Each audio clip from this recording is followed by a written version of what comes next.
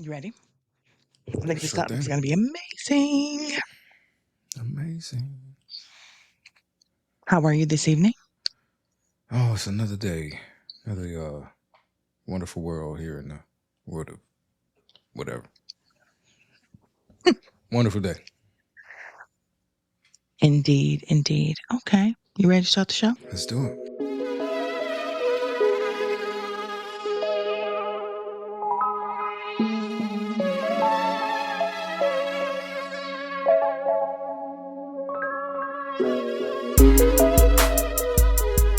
Hello, everyone, and welcome back to One Man and One Woman, the podcast.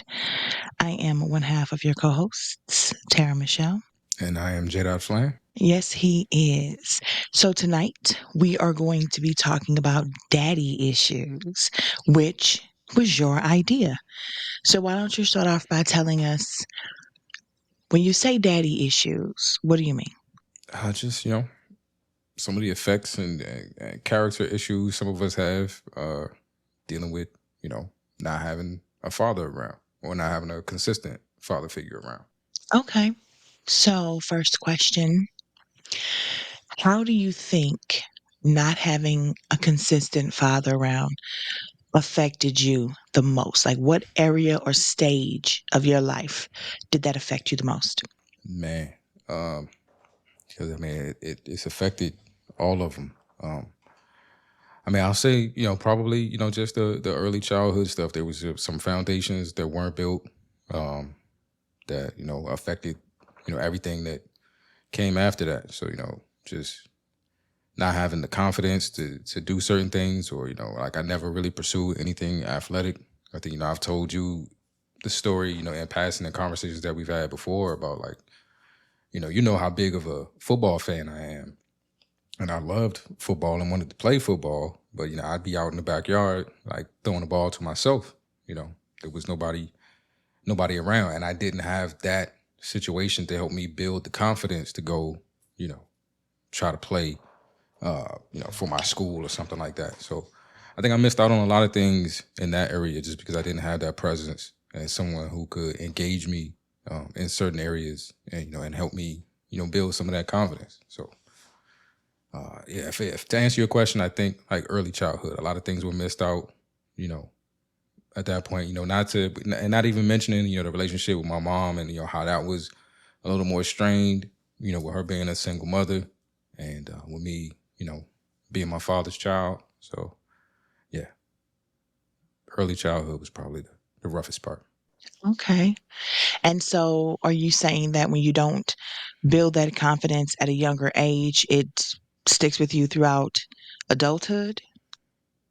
Yeah, it sticks with you. I mean, it prevented like a chain of events, maybe if I had played a sport or joined whatever team in high school and in elementary school, you know, that would have changed my junior high experience, which would have changed my high school experience. There would have been things I might not have been so afraid to do or afraid to venture out and try. Um, yeah, I mean, I think like I said, that's when the building blocks of who you are coming together, and I feel like I missed out on a lot of things at that time, and and by the time you realize that you missed out on them, several other things have passed you by.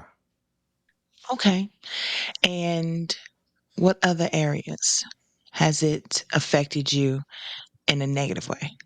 I tell people all the time, I think the biggest thing for me is that I used to be deathly, terribly afraid of, you know, being a father and being a husband. I feel like I didn't have that example. I never saw it. I didn't know what you were supposed to do. I think I've talked about, on this show before, like my mom kind of knowing how to, poke me in just the right spots to hurt the most. And, and that would be her thing. The question, I don't know what kind of father or what kind of husband you're going to be. And yeah, for a long time, that was a huge fear of mine that I didn't know how to do it. I never saw it done. I didn't know what I was supposed to do. It's something that I wanted, but didn't feel like, I was ready for because I didn't know what to do. Luckily, I had somebody who came along and told me, you might not know what to do, but you have a great example of what not to do. So if you can just avoid those things, um, you know, you starting off on a good foot. So I had to take that and move forward. But yeah, that was a huge fear of mine. Wow, that's great advice, actually. That is great advice, actually. Um, I agree, and I think that for me as a woman, being a girl, back then, I think having my dad not be there taught me that I could be in this world and literally feel like there was no one to love me. So as a child, I was looking for someone to rescue me from the hell that my mother had me in. My mother hated him for not staying with her and marrying somebody while she was pregnant with me. And so I caught that rage and hatred every day as a child. And the few times he would come and get me here and there sporadically that I barely remember, um, I would tell him about how I was being treated. I would tell him about the things I was going through and thinking my dad's gonna rescue me. He's gonna save me. And that day never came. I had more days of him promising to come and get me and never showing up than I did of him showing up. So as a child, I think it left a void. I felt like, yes, both of my parents are alive, but I'm literally an orphan, for all intents and purposes. And then to grow up and be an adult, a woman, not having seen my father and my mother interact in any kind of way that was humane or decent, I think it caused me to feel like rage and talking reckless and hating each other was normal. Also, too, I didn't have an example of seeing any type of wholesome relationship or even a marriage in my family. So I didn't know what to expect. So therefore, when I dated and even when I got married at 19, I married somebody who was terrible to me, absolutely horrible, as my father had been to my mother, as my father had been to me in the sense of him being absent. So I agree with you. I think parents are needed. Good parents are needed, and even if they don't stay together, co-parenting and kindness and respectfulness is just so important to the building blocks of these youth of the children to know normalcy and to know things may not work out, but you can still be decent and humane to each other. So when you think about growing up, where did you have some good father figure examples from? So luckily for me, my mother was the youngest of eight, and the majority of her siblings were boys. So I had a lot of uncles. Growing up, I had older cousins that were adults when I was born. Um, so yeah, I was lucky to have a pretty large group of male figures who saw that there was a gap. Like they I think it was a concern for my uncles, that my father wasn't around, and that automatically triggered in something in them that said we have to look out for this boy. We might have to take a more active role in his life, and we need to check on him and be around him. And that was a focus for them. They like I grew up around some men who were very family first. Like they were, they might not have been always been the greatest of dudes. Like, we won't get into any of that. But, um, despite any of their flaws, they definitely took care of family first. They took care of my mom and then, me and my sister as extensions of her. And so, I was very lucky and grateful to have had that. I just recently lost uh, the last of those uncles earlier this year. So it's kind of tough realization that those men are no longer here. But I remember one of the last conversations I had with my uncle, Uncle Clinton, was about my nephew and him impressing upon me that he and his brothers saw that there was a gap there that needed to be filled, and so they stepped in, or that was important to them. That was something that was on their mind. He wanted to make sure I understood, but that my nephew was going to need me, and that he wanted me to try to be for him what they had tried to be for me. So I'm working on that. Beautiful. Okay, so was there a time in your life where your father tried to come back and be there? And if there was, how did you receive that? Man, it's weird because my father was always kind of in and out. Like I can't say like my father wasn't around. Uh, I knew who he was, and with some level of certainty, where he was. At least what city.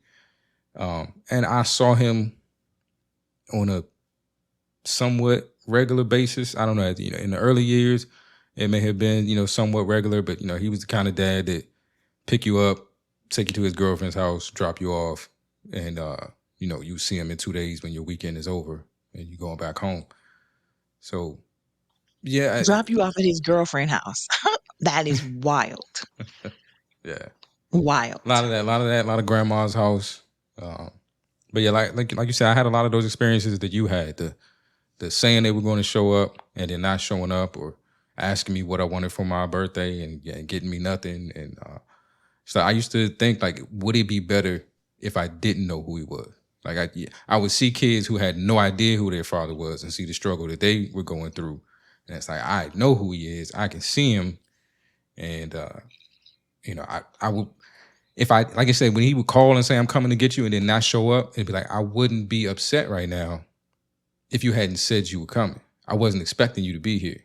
So, like, would it be You better? always do this to me. You literally always do this to me. That is my next question. Nobody asked you to jump ahead into my next question for the show, okay? You do this all the time.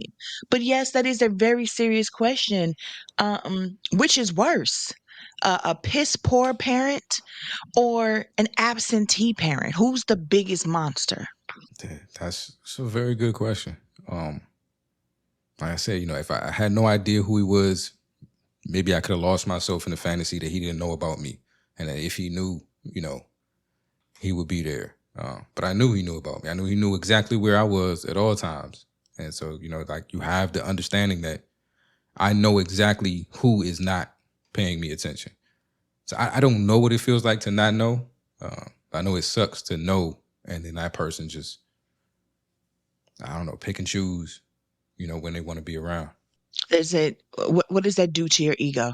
Or what does that do to your I want to use the word ego. I want to say pride, but I think it's something more than that. Like, how does that make you feel and how does that like deeply penetrate you? Like what type would describe that level of hurt, or is it like rejection, abandonment, all of the above? Yeah, I mean, if all of the above, rejection, abandonment. I was my father's only son, and everybody, you have that idea in your head that for some reason, like, a guy is supposed to, like, there's supposed to be some bond with the eldest son, the first son. When you're the only son, he's got other girls, but I'm the only son. Like, you think, like, a dad would want to be involved in his only son's life, and so when they're opting not to, it's a huge blow to your ego, and how important you must be. How could you expect the rest of the world to view you as something important or something to prioritize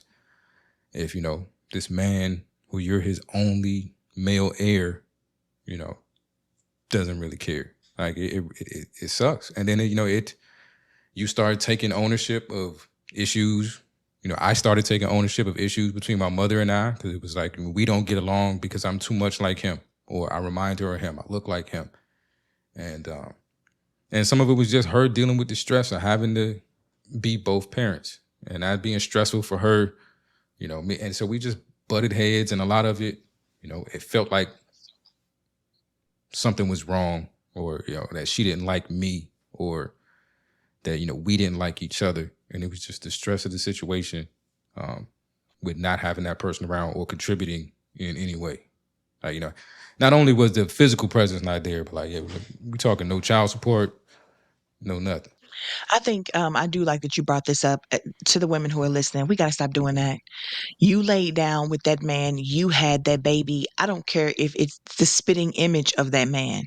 That child should never feel less love or agitation or hatred or any other negative form of anything from you because you have unresolved issues with that person. Because, like I said, my mother told me almost daily how much she hated me. And it was worse on the days, I guess, that she really saw his face in mine. And some of the beatings I took were literally just because I looked like him. So we got to stop that. That is just abhorrent behavior. Um, I I go back for me and thinking about all of this, and I think when I was younger, see, my situation is different because you had a mom who tried. She did her best, I'm sure. Nobody's perfect, but my mother was demon spawn. So for me, I've always had the question, which is worse, an abusive, hateful, demonic parent or an absentee parent? And as a kid, I was like absentee. I would have much rathered for her to never be anywhere around than to do the damage that she did to me emotionally, physically, mentally. It just tear me down in every way that she could. Um, and I always, had this dream that she is not telling him where we live and she's threatening to call the police and get him locked up. And there's all these magical reasons why he's not coming. He's looking for me. He wants me. And even when I would go to his house and then he would bring me back and then I wouldn't see him for months or years, I would still tell myself these things because he wasn't there. I didn't have proof that he was just opting to not deal with me or come and get me. And I wanted to make him out to be, I just wanted a good parent. I just wanted to think that somebody loved me and somebody wanted me. And it wasn't until I was an adult, exactly when I was 32, to be honest, that I realized he was a big piece of crap too, just for different reasons than her. But he every bit of all of that made the decision not to be there. She played a role too. She was the type of female that would, because he wouldn't pay child support. And I think he had to pay like $25 every 2 weeks or something, or $25 a week. This was not a lot of money for him. Okay. He chose not to take care of me. He chose to get married to somebody while he knew she was pregnant with me. He chose to live a whole life and not care about my physical, mental, or any other well being. So as an adult, I can say they're both terrible, but I would still choose an absentee parent over an abusive one or one that hurts you, is in and out of your life, is inconsistent, and damages you in those ways. I think it's way worse. But in going back to that question, you never answered. You kind of segued off. Which one do you think is worse? Um, I'm gonna go with. I feel like, yeah, because I don't know what it's like to have the absentee. I'm just gonna assume it's worse, and I'm gonna say, I'd rather have, you know, not the and not abusive, but in my case, uh, I'd rather have the situation that I had than not knowing at all. Like, some of the benefits I get from that is I can look, I can play the tape forward. I can see where some of these traits come from, and I can see where they can lead. I have an example of what I may need to look What out not to for do? within myself and what not to do. Exactly. So, I'm kind of glad I know him for that reason. Other than, it helps me better know myself. I can imagine that's a tough life for a person to not know where you come from. You know, if you have those absentee parents, you don't know where you come from. You don't know, who created you or what they were like. At least I have that. So I'll say the not so good, but not abusive, the inconsistent, parent. I'll take over the absentee. And I think I agree with you for the male perspective because I actually know someone. I know someone, a man, who is very torn up mentally, emotionally, and lacks all spiritual connection because he has no idea who his father is. His mother won't tell him. He thinks he knows the name, but when he tries to research the person, it's like they don't exist.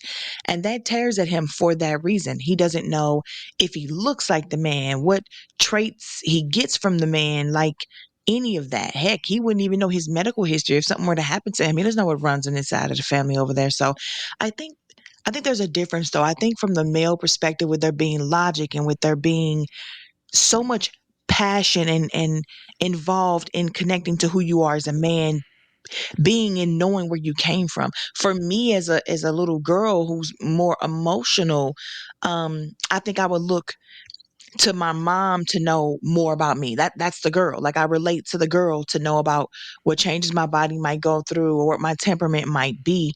I envisioned my dad or thought about my dad in a more whimsical, Prince Charming type of way. My dad is going to come and save me type of thing. Not that I resonate with who I am or why I am because of him. And I think it's because it crosses gender lines for me in my perspective.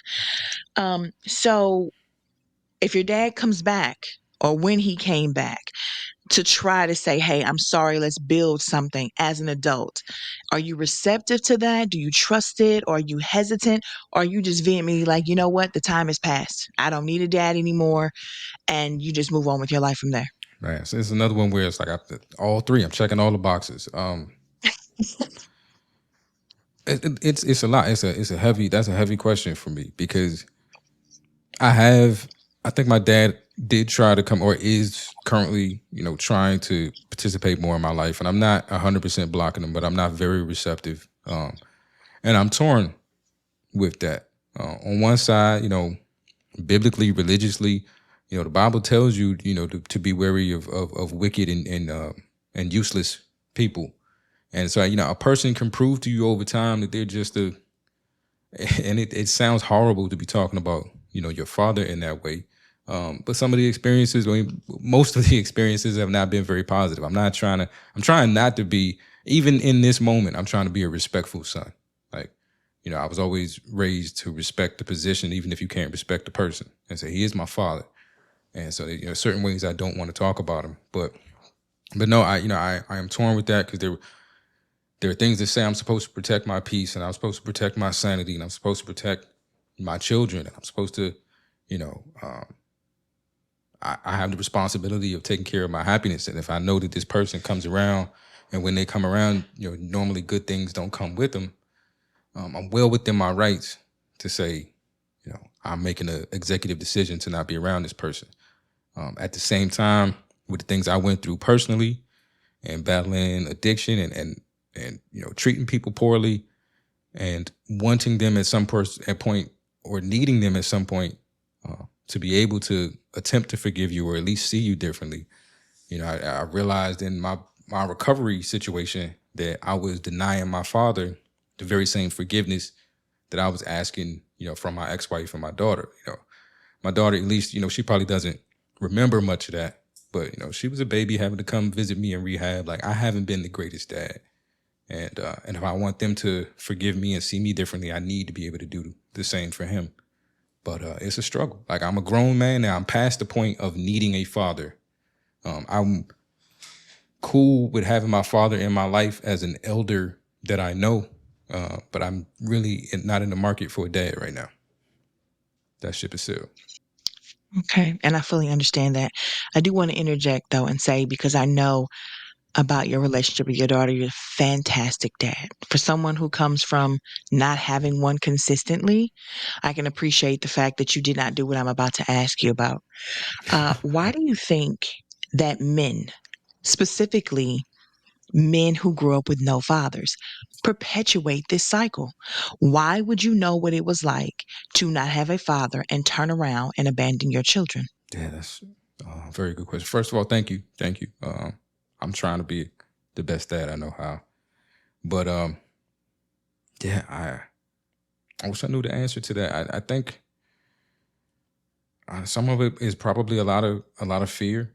Um, you know, rather than face something that you don't know how to do or that you uncomfortable with doing, you just run from it. I think a lot of it is not having that dad around, uh, someone to teach you what masculinity and manhood means, and someone to instill in you that a part of being a man is taking care of home, taking care of your responsibilities, taking care of your children, taking care of the women that bear your children. Like that is, if you don't see a man doing it in the home, and sometimes doing it when he don't want to, you know, uh, when you see your dad come home tired from a day of work, and you know that he went and he did that job so that you can have food and you can have a place to stay, and you see him care for his woman, then you know what to do, and you understand the value of that responsibility. When the person that held that responsibility for you easily shirked it off, maybe you don't see the same value in that. It becomes one of those self-perpetuating cycles. Right. But you should see the value in knowing that you don't want your kids to feel the way that you felt. So even understanding what you were just describing, it doesn't make any sense to me that if you felt that pain and the abandonment and neglect and rejection, that just because you haven't seen what is the opposite of that, like how to do it right, you would choose to make sure your children felt that way, to make sure you just abandoned them, didn't care for them, take care of them, didn't want, you're not even curious if they have your laugh. You're not curious if they have your passion for basketball or football. You now, if the mother puts them in basketball or football and it looks like they're going somewhere, well, you better watch. You better believe they're gonna pop back up and try to get in on that. But I would love an answer because to me as a parent, the most important thing in the world was being there for my children.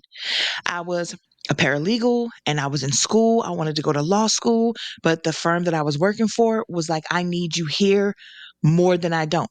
You know what I'm saying? And so I was definitely supposed to be there 10 hours a day, which from travel time to and back and forth, back and forth from work, my child, AJ at the time, the only one I had at the time, would have been in daycare for about 12 hours a day. And I just was like, I want to be a mom. Like, and so I ended up choosing my son, choosing being a mom over the career I always wanted. And that's another thing, we'll talk about that another day, that women most of the time are the ones who have to make that decision over career versus kids. But it just boggles my mind because I was treated so freaking terribly, and I did not know what it was like to have a safe and sane and loving mother daughter relationship. All I wanted was a loving mother son, mother daughter, whatever relationship with my kids. I never wanted my kids to feel one iota of what I felt at the hands of that woman growing up. So I just cannot subscribe to this thought. And maybe there's a difference between men and women. I don't know. But I can't subscribe to this thought that it's okay to become the monster. When you were a child and you were abandoned, you were the prey, you were the person, you were the victim. And then you grow up and become the monster in your kid's story. You've Yeah, got to no, be kidding me. you definitely don't have to become the monster, and you shouldn't become the monster. But I mean, this is one of those cases, and and you've mentioned this before in other things where for some people this becomes the normal, like this not being there or the father not being there, or and so therefore you not being there is just the normal. And I mentioned this jokingly, like years ago on some of the podcasts that I was on. Like I remember being in high school and doing junior. I did junior ROTC all 4 years of high school, and you have competitions and inspection, all kinds of events. You do color guard and stuff, homecoming, everything. No one from my parental group showed up to a single event for any of the 4 years that I did ROTC. I was squadron commander of my squadron. I was decorated cadet. I did very well. Zero times did anybody from my parental unit show up to any of these competitions. Now, the crazy thing is that was the norm. Nobody's parents showed up. It was so normal that we made fun of the kid whose grandfather came to the competitions. He was chastised for having representation and support and stuff like that. We were so used to it that somehow you became the butt of a joke because you had it. So I think some people become so conditioned that this is a normal way of life that they don't see it as something that they're doing wrong. And that's why I think like we have to like have examples of how we have to talk more about the good and how things do work well and family units that are working well, and let people know that these things exist. And then as people who are bearing the scars of this stuff, if you're living with daddy issues, and I'm a man that's living with daddy issues, that's normalized being able to say that. But if you're a person that's living with some of these things, like don't perpetuate the very lifestyle that created that situation for you, or creates that situation, a similar situation for somebody else. It don't have to be exactly what happened to you. But why are we talking about like this frivolous free love? Everybody have sex with everybody. Who cares? It's my body. thing when we know where it leads, and then we know the scars and the trauma that we've had to deal with because of it. So I don't know. Yeah, I think it. And I It's, no, I'm I sorry. just think as a parent, as a parent, there is no way you should ever think that this is normal. I know how much it hurt me as a child to be abandoned, to be discarded, and I'm going to normalize that for my kids. Is the most insane thing I can think of when it comes to kids. And it's not okay. So, for anybody who's listening, it's not okay. To you young boys out there who, and young girls too, but I'm specifically speaking to the boys right now, who want your father's love and his appreciation and his acknowledgement, I need you to understand that if you reach out and he does not reach back out, if he is not consistent, that man does not love himself and therefore he is not capable of loving you. And that is just the real. Do not destroy your life, destroy yourself, trying to become like him, trying to become him, looking for that acknowledgement. Be better. Go off and start families and be an actual father. Like J Dot just told us here, even if you don't have a blueprint on what to do, you definitely have a blueprint on what not to do and take it from there. Women, try as best you can to know who you're procreating with before you do. I know things don't work out all the time, people change, but sometimes the signs are there and we just choose incorrectly and it affects our children. We have to overall, through every part of this cycle, through the parents that get together and procreate, and what you do after the kid is here, we have to do better. The kids are too important for us not to do better. Yeah, and I'll just And say I do agree to we need to normalize a man being able to say he has daddy issues. I think that's a very powerful statement. I mean, a lot of us do. I don't want to say most of us, but it feels like that. But Mhm. yeah, I just want to say to the dudes, I know we all have mental tricks and things that we do, during the act or whatever to, delay certain things. I think you should add to your mental Rolodex.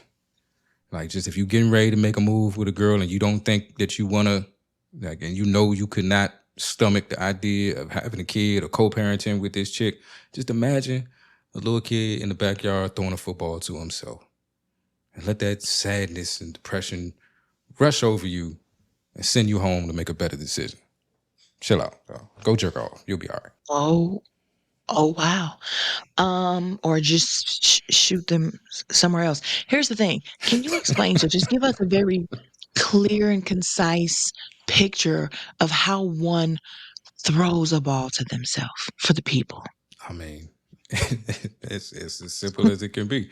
You looking for you're throwing the ball for height, not distance. You got to get it up in the air so that you can run under it and catch it. You I catch it. did all. I was Jerry Rice out there. I was diving. It was all kind. It was getting real. It was getting real. I should have been the first receiver to Wow. win MVP in the NFL, but it never. Life didn't work You out know that what? way.